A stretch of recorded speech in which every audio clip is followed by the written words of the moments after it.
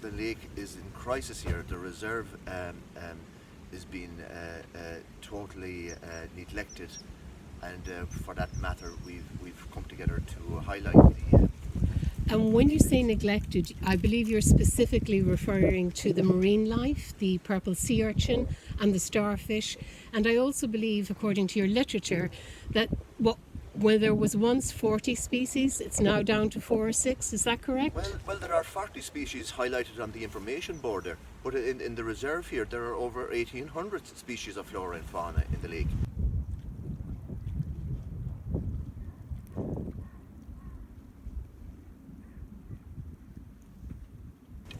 A dozen or 15 years ago, the flora and the fauna completely covered the bottom of the reserve here.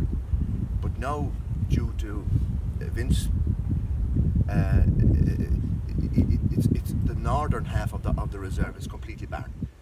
I would safely say of what's on that information board, there are maybe 4 or 5. With a quick glance in over the wall there, you can see what's going on in the bottom.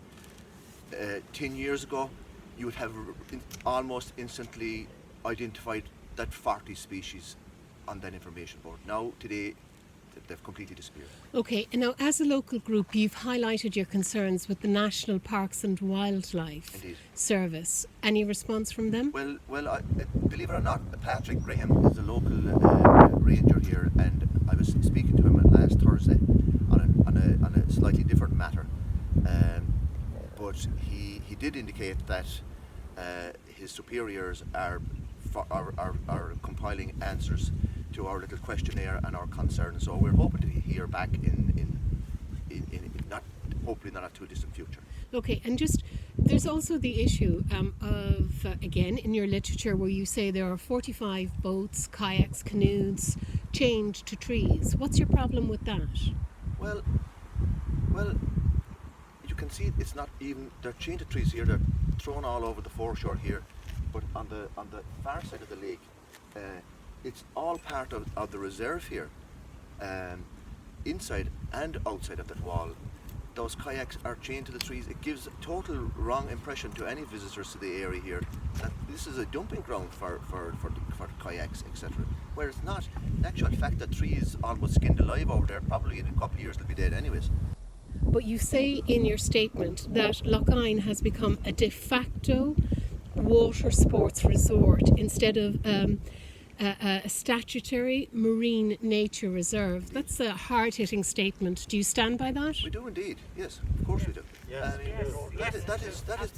That goes for every reserve. It's the contents of the reserve first are sanctimony before anything else. Okay. The same report says that there are now 365 days of year from first thing in the morning to late at night, people using it. Is it a case of us versus them, or do you believe they would be willing to cooperate and protect the area? Oh, absolutely. We think that the visitors here would be if they were aware of even the smallest of facts. I would safely say people would take it. Oh my God! I had no idea. I didn't realise this was going on, and this is the situation here. I would safely say 90% of people are in that situation.